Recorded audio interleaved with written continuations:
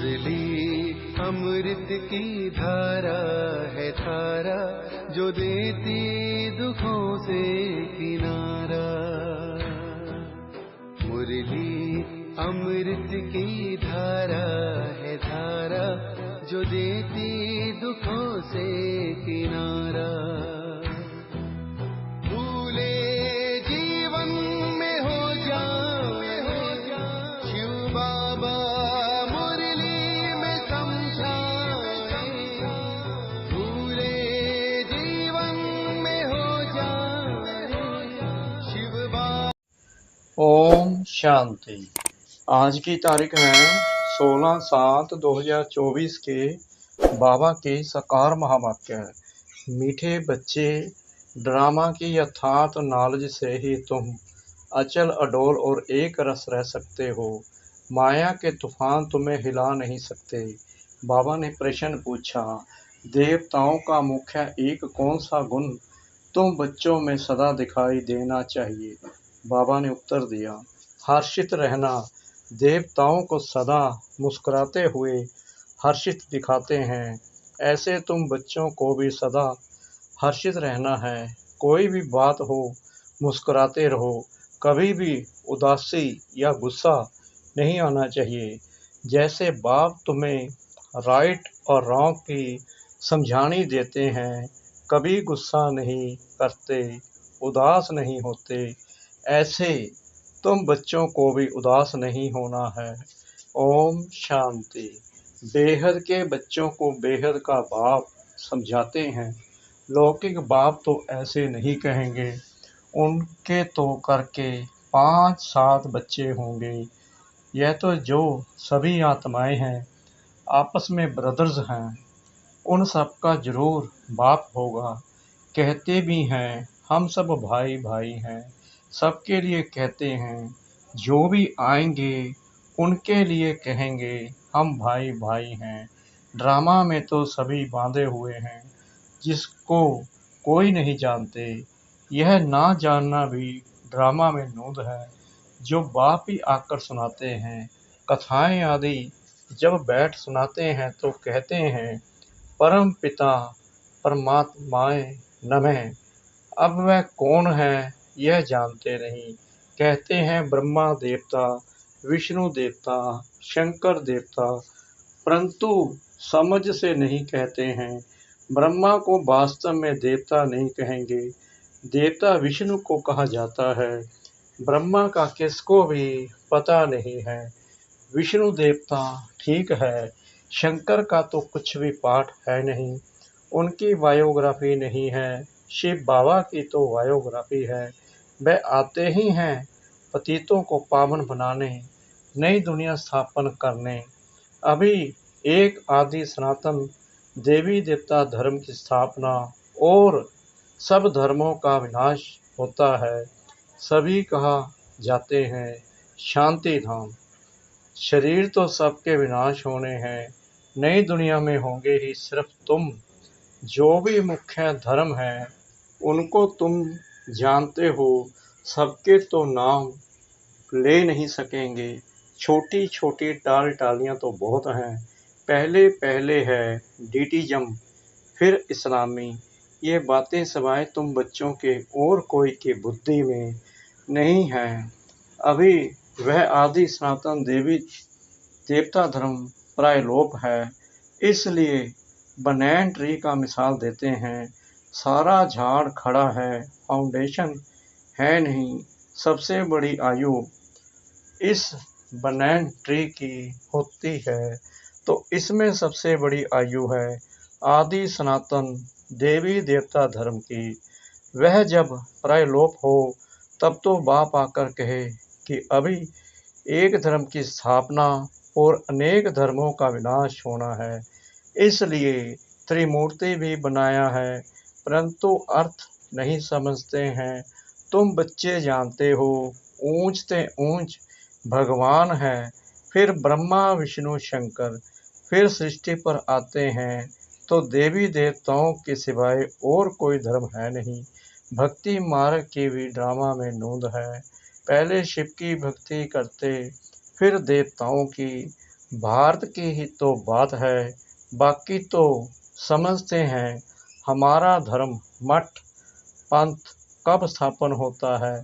जैसे आर्य लोग कहते हैं हम बहुत पुराने हैं, वास्तव में सबसे पुराना तो है ही आदि सनातन देवी देवता धर्म। तुम जब झाड़ पर समझाते हो तो खुद भी समझ लेंगे कि हमारा धर्म फलाने समय पर आएगा। सबको जो अनादि अविनाशी पाठ मिला हुआ है सो बजाना है। इसमें कोई का दोष व भूल नहीं कह सकते हैं, यह तो सिर्फ समझाया जाता है। पाप आत्मा क्यों बने हैं? मनुष्य कहेंगे हम बेहद के बाप के सब बच्चे हैं, फिर सब ब्रदर्स सत्युग में क्यों नहीं हैं? परंतु ड्रामा में पाठ ही नहीं है, यह अनादि ड्रामा बना हुआ है। इसमें निश्चय रखो और कोई बात बोलो नहीं। चक्कर भी दिखाया है कैसे ये फिरता है, कलप वृक्ष का भी चित्र है, परंतु यह कोई जानते नहीं कि इनकी आयु कितनी है। बाप कोई की निंदा नहीं करते हैं, यह तो समझाया जाता है। तुमको भी समझाते हैं, तुम कितने पावन थे, अभी पतित बने हो तो पुकारते हो हे पतित पावन आओ। पहले तो तुम सबको पावन बनना है, फिर नंबर वार पाठ बजाने आना है। आत्माएं सब ऊपर में रहती हैं, बाप भी ऊपर में रहते हैं, फिर उनको बुलाते हैं कि आओ। ऐसे वह बुलाने से आते नहीं हैं। बाप कहते हैं मेरा भी ड्रामा में पार्ट लूंदा हुआ है, जैसे हद के ड्रामा में भी बड़े बड़े मुख्य एक्टर्स का पार्ट होता है। यह फिर है बेहद का ड्रामा, सब ड्रामा के बंधन में बांधे हुए हैं। इसका मतलब यह नहीं है कि धागे में बांधे हुए हो, नहीं, ये बाप समझाते हैं वह है जड़ झाड़। अगर बीज चैतन्य होता तो उसको मालूम होता ना कि यह कैसे झाड़ बड़ा हो फिर फल देंगे। यह तो है चैतन्य बीज, इस मनुष्य सृष्टि रूपी झाड़ का। इसको उल्टा झाड़ कहा जाता है। बाप तो है नॉलेजफुल, उनको सारे झाड़ की नॉलेज है। यह है वही गीता की नॉलेज, कोई नई बात नहीं है।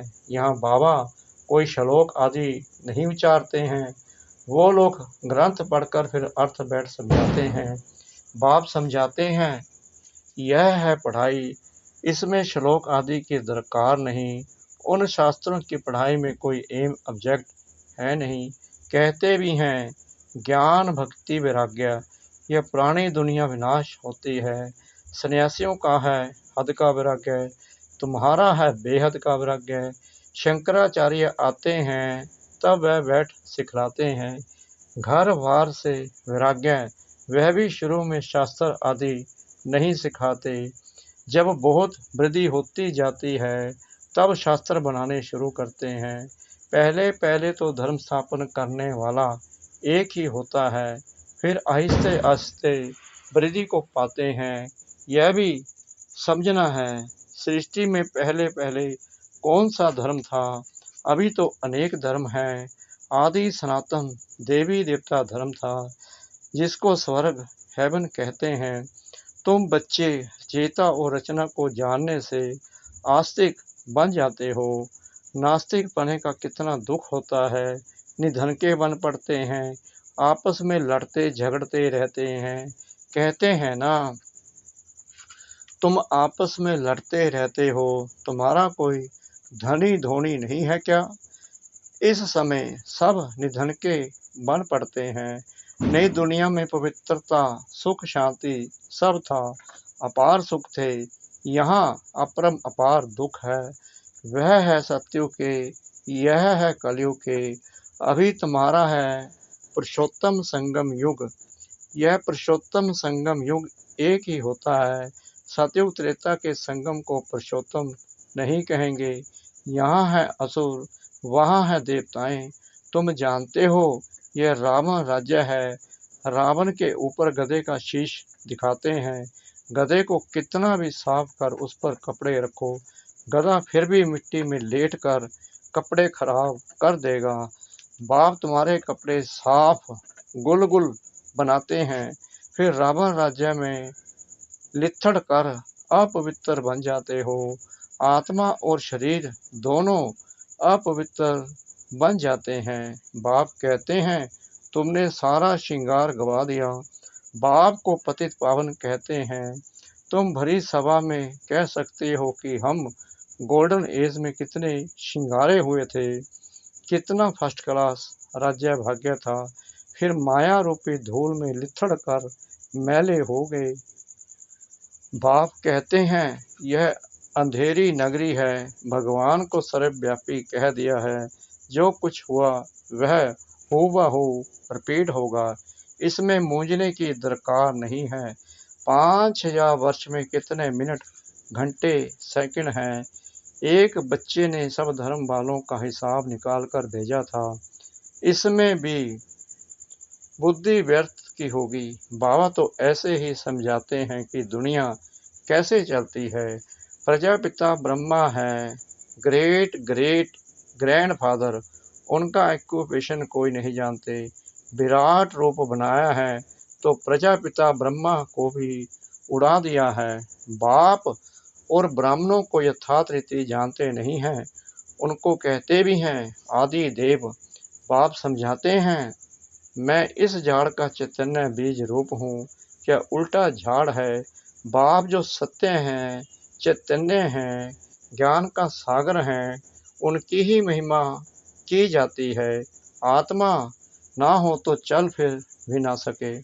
गर्भ में भी 5-6 मास के बाद आत्मा प्रवेश करती है। यह भी ड्रामा बना हुआ है। फिर आत्मा निकल जाती है तो खलास। आत्मा अविनाशी है, वह पाठ बजाती है। यह बाप आकर रियलाइज कराते हैं आत्मा इतनी छोटी बिंदी है, उसमें अविनाशी पाठ भरा हुआ है। परम पिता भी आत्मा है, उनको ज्ञान का सागर कहा जाता है। वही आत्मा का रियलाइजेशन कराते हैं। वह तो सिर्फ कह देते परमात्मा सर्वशक्तिमान हजारों सूर्यों से तेजमय है, परंतु समझते कुछ नहीं। बाप कहते हैं ये सब भक्ति मार्ग में वर्णन किया हुआ है और शास्त्रों में लिख दिया है। अर्जुन को साक्षात्कार हुआ तो कहा मैं इतना तेज सहन नहीं कर सकता हूँ, तो वह बात मनुष्यों की बुद्धि में बैठी हुई है। इतना तेजो में किसके अंदर प्रवेश करे तो फट जाए। ज्ञान तो नहीं है ना, तो समझते हैं परमात्मा तो हजार सूर्यों से तेजोमय है। हमको उनका साक्षात्कार चाहिए। भक्ति की भावना बैठी हुई है तो उनको वह साक्षात्कार भी होता है। शुरू शुरू में तुम्हारे पास भी ऐसे बहुत साक्षात्कार करते थे, आंखें लाल हो जाती थी। साक्षात्कार किया, फिर आज वह कहाँ है। वह सभी हैं भक्ति मार्ग की बातें। तो ये सब बाप समझाते हैं। इसमें गलानी की कोई बात नहीं है। बच्चों को सदैव हर्षित रहना है। यह तो ड्रामा बना हुआ है। मुझे इतनी गालियां देते हैं, फिर मैं क्या करता हूँ। गुस्सा आता है क्या। समझता हूँ ड्रामा अनुसार यह सब भक्ति मार्ग में फंसे हुए हैं। नाराज होने की बात ही नहीं है। ड्रामा ऐसा बना हुआ है, प्यार से समझानी देनी होती है। बेचारे अज्ञान अंधेरे में पड़े हैं, नहीं समझते हैं तो तरस भी पड़ता है। सदैव मुस्कुराते रहना चाहिए। यह बेचारे स्वर्ग के द्वारे आ नहीं सकेंगे। ये सब शांति धाम में जाने वाले हैं। सब चाहते भी शांति ही है। तो बाप ही रियल समझाते हैं। अभी तुम जानते हो कि यह खेल बना हुआ है। ड्रामा में हर एक को पाठ मिला हुआ है। इसमें बड़ी अचल स्थैर्य बुद्धि चाहिए। जब तक अचल अडोल एक रस अवस्था नहीं, तब तक प्रसाद कैसे करेंगे। कुछ भी हो पर तूफान आए, परंतु स्थैर्य रहना है। माया के तूफान तो ढेर आएंगे और पिछाड़ी तक आएंगे। अवस्था मजबूत चाहिए। यह है गुप्त मेहनत। कई बच्चे पुरुषार्थ कर तूफान को उड़ाते रहते हैं। जितना जो पास होगा उतना ऊंच पद पाएगा। राजधानी में पद तो बहुत है ना। सबसे अच्छे चित्र हैं त्रिमूर्ति, गोला और झाड़। ये शुरू के बने हुए हैं। विलायत में सर्विस के लिए भी ये 2 चित्र ले जाने हैं। इन पर ही वह अच्छी रीति समझ सकेंगे। आहिस्ते आहिस्ते बाबा जो चाहते हैं कि यह चित्र कपड़े पर हो, वह भी बनते जाएंगे।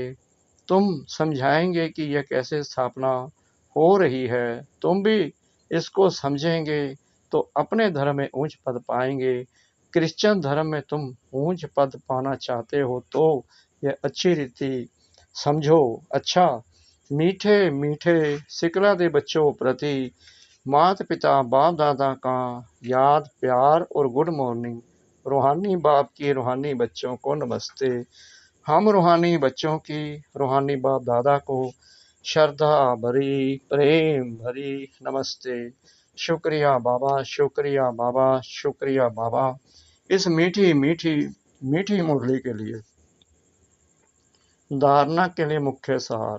नंबर 1, इस पुरुषोत्तम संगम युग पर पवित्र बन स्वयं का श्रृंगार करना है।